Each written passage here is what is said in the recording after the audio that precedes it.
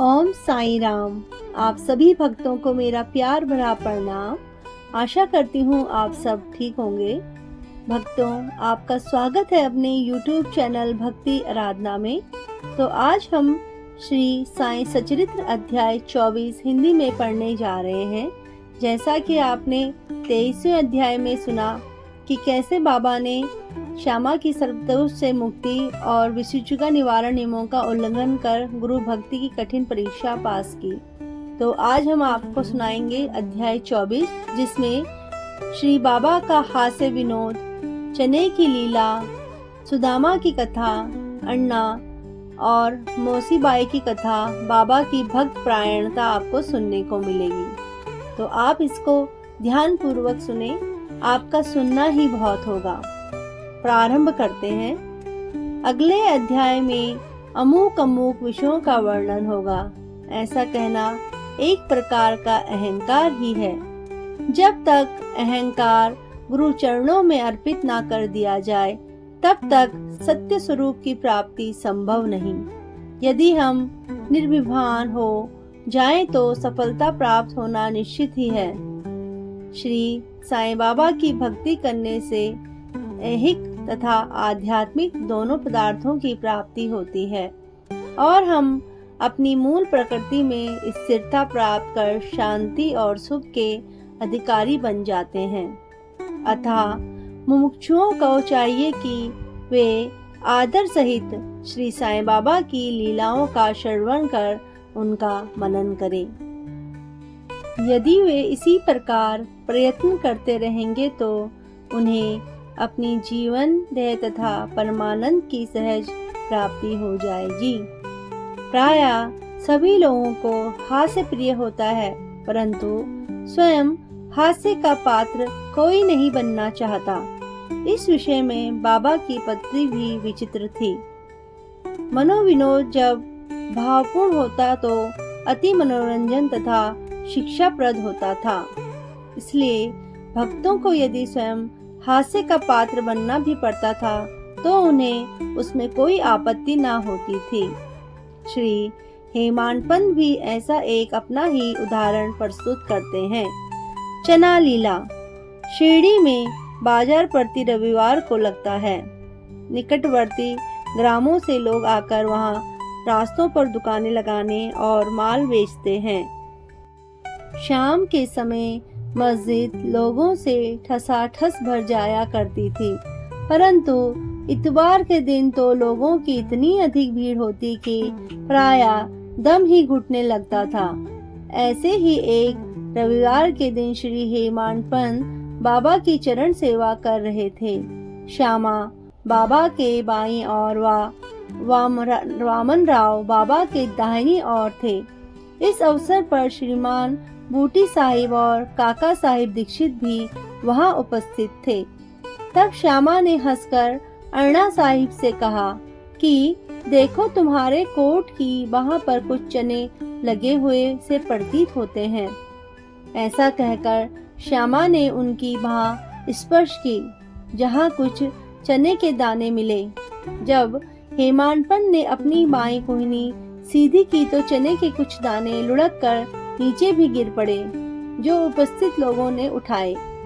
भक्तों को तो हास्य का विषय मिल गया और सभी आश्चर्यचकित होकर भांति भांति के अनुमान लगाने लगे, परंतु कोई भी यह न जान सका कि ये चने के दाने वहां आए कहां से और इतने समय तक उसमें कैसे फंसे रहे।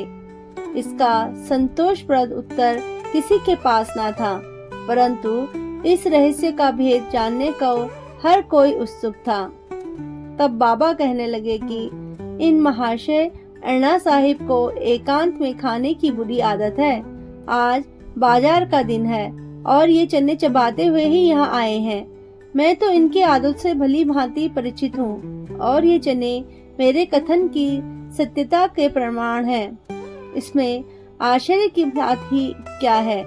हेमाडपंत बोले कि बाबा, मुझे कभी भी एकांत में खाने की आदत नहीं है, फिर इस प्रकार मुझ पर दोषारोपण क्यों लगा रहे हैं। अभी तक मैंने शिरडी के बाजार के दर्शन भी नहीं किए तथा आज के दिन तो मैं भूल कर भी बाजार नहीं गया, तब उनके खाने की बात तो दूर है, भोजन के समय भी जो मेरे निकट होते हैं उन्हें उनका उचित भाग दिए बिना मैं कभी भोजन ग्रहण नहीं करता। बाबा, तुम्हारा कथन सत्य है, परंतु जब तुम्हारे समीप ही कोई न हो तो तुम या हम कर ही क्या सकते हैं। अच्छा बताओ, क्या भोजन करने से पूर्व तुम्हें कभी मेरी स्मृति भी आई है? क्या मैं सदैव तुम्हारे साथ नहीं हूँ? फिर क्या तुम पहले मुझे ही अर्पण कर भोजन किया करते हो? शिक्षा। इस घटना द्वारा बाबा क्या शिक्षा प्रदान कर रहे हैं, थोड़ा इस और ध्यान देने की आवश्यकता है। इसका सारांश यह है कि इंद्रियां, मन और बुद्धि द्वारा पदार्थों का रसास्वादन करने के पूर्व बाबा का स्मरण करना चाहिए। उनका स्मरण ही अर्पण की एक विधि है। इंद्रियों विषय पदार्थों की चिंता किए बिना कभी नहीं रह सकती। इन पदार्थों को उपभोग से पूर्व ईश्वर अर्पण कर देने से उनकी आसक्ति स्वभावतः नष्ट हो जाती है। इसी प्रकार समस्त इच्छाएं, क्रोध और तृष्णा आदि कुप्रवृत्तियां को पहले ईश्वर अर्पण कर गुरु की ओर मोड़ देना चाहिए। यदि इसका नित्य अभ्यास किया जाए तो परमेश्वर तुम्हारे कुवृत्तियों के दमन में सहायता होंगे। विषय के रसस्वादन के पूर्व वहाँ बाबा की उपस्थिति का ध्यान अवश्य रखना चाहिए। तब विषय उपभोग के उपयुक्त है या नहीं यह प्रश्न उपस्थित हो जाएगा और आचरण में सुधार होगा। इसके फलस्वरूप गुरु प्रेम में वृद्धि होकर शुद्ध ज्ञान की प्राप्ति होगी। जब इस प्रकार ज्ञान की वृद्धि होती है तो दैहिक बुद्धि नष्ट हो चैतन्य घन में लीन हो जाती है।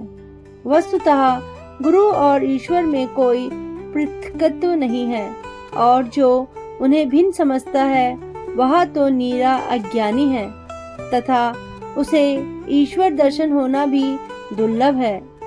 इसीलिए समस्त भेदभाव को भूलकर गुरु और ईश्वर को अभिन्न समझना चाहिए। इस प्रकार गुरु सेवा करने से ईश्वर कृपा प्राप्त होना निश्चित ही है और तभी वे हमारा चित्त शुद्ध कर हमें आत्मानुभूति प्रदान करेंगे। सारांश यह है कि ईश्वर और गुरु को पहले अर्पण किए बिना हमें किसी भी इंद्रिया ग्रहण विषय का रसास्वादन न करना चाहिए। इस प्रकार अभ्यास करने से भक्ति में उत्तरोत्तर वृद्धि होगी। फिर श्री साईं बाबा की मनोहर सगुण मूर्ति सदैव आंखों के सम्मुख रहेगी, जिससे भक्ति, वैराग्य और मोक्ष की प्राप्ति हो जाएगी। ध्यान प्रागण होने से क्षुब्धता और संसार के अस्तित्व की विस्मृति हो जाएगी और सांसारिक विषयों का आकर्षण स्वतः नष्ट होकर चित्त को सुख और शांति प्रदान करेगा। सुदामा की कथा। उपयुक्त घटना का वर्णन करते करते हेमाडपंत को इसी प्रकार की सुदामा की कथा याद आई, जो ऊपर वर्णित नियमों की पुष्टि करती है। श्री कृष्ण अपने ज्येष्ठ भ्राता बलराम तथा अपने सहपाठी सुदामा के साथ सांदीपनी ऋषि के आश्रम में रहकर विद्यायन किया करते थे। एक बार कृष्ण और बलराम लकड़ियां लाने के लिए वन गए। सांदीपनी ऋषि की पत्नी ने सुदामा को भी उसी कार्य के निमित्त वन भेजा तथा तीनों विद्यार्थियों के खाने को कुछ चने भी उन्होंने सुदामा के द्वारा भेजे। जब कृष्ण और सुदामा की भेंट हुई तो कृष्ण ने कहा, दादा मुझे थोड़ा जल दीजिए, प्यास अधिक लग रही है। सुदामा ने कहा, भूखे पेट जल पीना हानिकारक होता है, इसलिए पहले कुछ देर विश्राम कर लो। सुदामा ने चने के संबंध में ना कोई चर्चा की और ना कृष्ण को उनका भाग ही दिया। कृष्ण थके हुए तो थे ही, इसलिए सुदामा की गोद में अपना सिर रखते ही वे प्रागण निद्रा में निमग्न हो गए। तभी सुदामा ने अवसर पाकर चने चबाना प्रारंभ कर दिया। इसी बीच में अचानक कृष्ण पूछ बैठे कि दादा तुम क्या खा रहे हो और यह कड़कड़ की ध्वनि कैसे हो रही है। सुदामा ने उत्तर दिया कि यहाँ खाने को है ही क्या? मैं तो शीत से कांप रहा हूँ और इसलिए मेरे दांत कड़कड़ बज रहे हैं।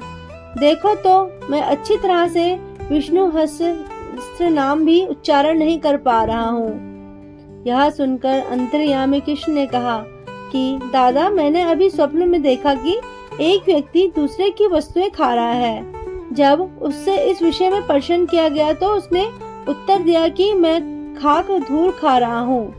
तब प्रश्नकर्ता ने कहा, ऐसा ही हो। एवं अस्तु दादा, यह केवल स्वप्न था। मुझे तो ज्ञात है कि तुम मेरे बिना अन्न का दाना भी ग्रहण नहीं करते, परंतु श्रम के वशीभूत होकर मैंने तुमसे ऐसा प्रश्न किया था। यदि सुदामा किंचित मात्र भी कृष्ण से की सर्वज्ञता से परिचित होते तो वे इस भांति आचरण कभी न करते। श्री कृष्ण के लंगोटिया मित्र होते हुए भी सुदामा को अपना शेष जीवन दरिद्रता में व्यतीत करना पड़ा, परंतु केवल एक ही मुट्ठी रूखे चावल जो उनकी स्त्री सुशीला ने अत्यंत परिश्रम से उपार्जित किए थे, भेंट करने पर श्री कृष्ण बहुत प्रसन्न हो गए और उन्हें उसके बल में सर्वगुण नगरी प्रदान कर दी। जो दूसरों को दिए बिना एकांत में खाते हैं, उन्हें इस कथा को सदैव स्मरण करना चाहिए। ओम साई राम। श्रुति भी इस मत का प्रतिपादन करती है कि प्रथम ईश्वर को ही अर्पण करें तथा उच्चिष्ट हो जाने के उपरांत ही उसे ग्रहण करें। यही शिक्षा बाबा ने हास्य के रूप में दी है। अर्णा, चंचुड़ीकर और मौसीबाई। अब श्री हेमांत पंत एक दूसरी हास्यपूर्ण कथा का वर्णन करते हैं, जिसमें बाबा ने शांति स्थापना का कार्य किया है। दामोदर घनश्याम बावरे उपनाम अर्णा चिंचुड़ीकर बाबा के भक्त थे। वे सरल, सुदृढ़ और विनम्र प्रकृति के व्यक्ति थे। वे निर्लज्जा पूर्वक स्पष्ट भाषण करते और व्यवहार में सदैव नगद नारायण से थे। यज्ञ व्यवहारिक दृष्टि से वे रूखे और असहिष्णु प्रतीत होते थे, परंतु अंतःकरण से कपटहीन और व्यवहार कुशल थे। इसी कारण बाबा उन्हें विशेष प्रेम करते थे। सभी भक्त अपनी अपनी इच्छा अनुसार बाबा के अंग अंग को दबा रहे थे। बाबा का हाथ कटघरे पर रखा हुआ था। दूसरी ओर एक वृद्ध विधवा उनकी सेवा कर रही थी, जिनका नाम वेणुबाई कोजलगी था। बाबा उन्हें माँ शब्द से संबोधित करते तथा अन्य लोग उन्हें मौसीबाई कहते थे। वे एक शुद्ध हृदय की वृद्ध महिला थी। वे उस समय दोनों हाथों की अंगुलियां मिलाकर बाबा के शरीर को मसल रही थी। जब वे बलपूर्वक उनका पेट दबाती तो पेट और पीठ का प्रायः एकीकरण हो जाता। बाबा भी इस दबाव के कारण यहाँ वहाँ सरक रहे थे। अर्णा दूसरी ओर सेवा में व्यस्त थे। मौसीबाई का सिर हाथों की परिचालन क्रिया के साथ नीचे ऊपर हो रहा था।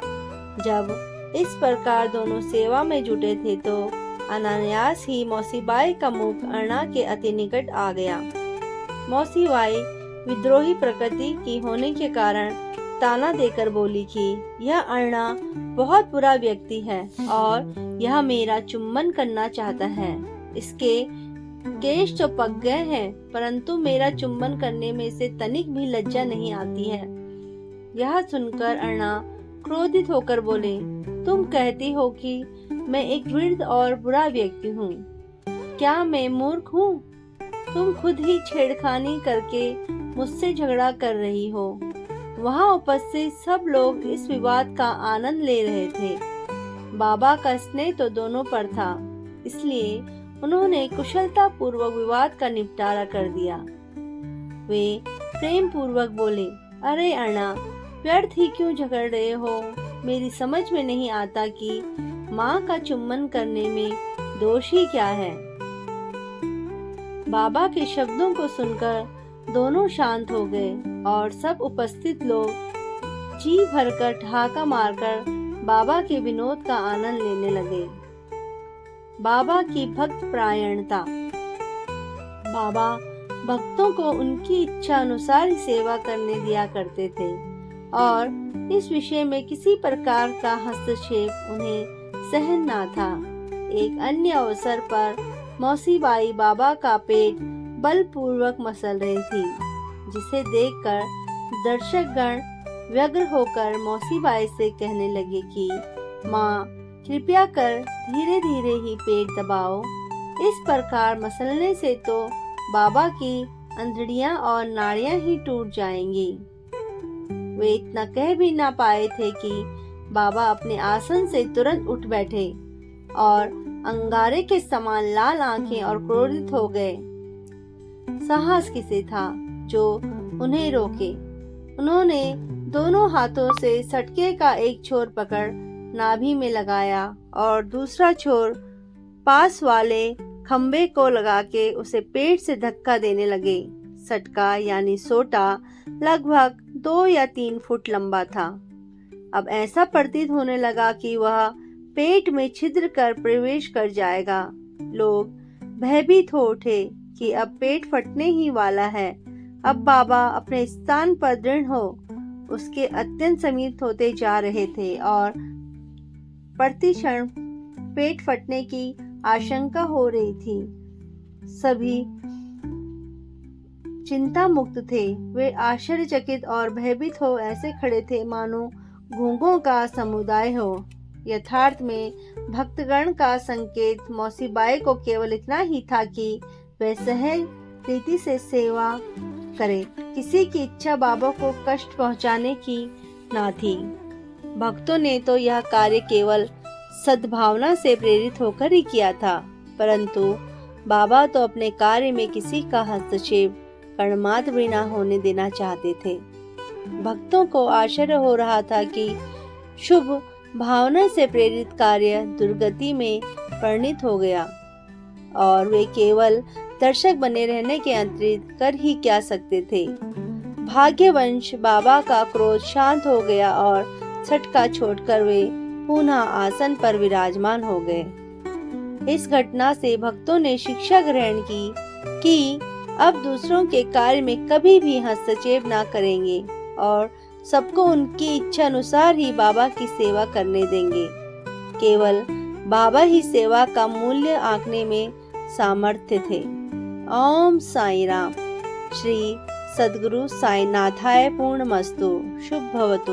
ओम साई राम। भक्तों, यहाँ पर हमारा श्री साई सच्चरित्र अध्याय 24 समाप्त होता है।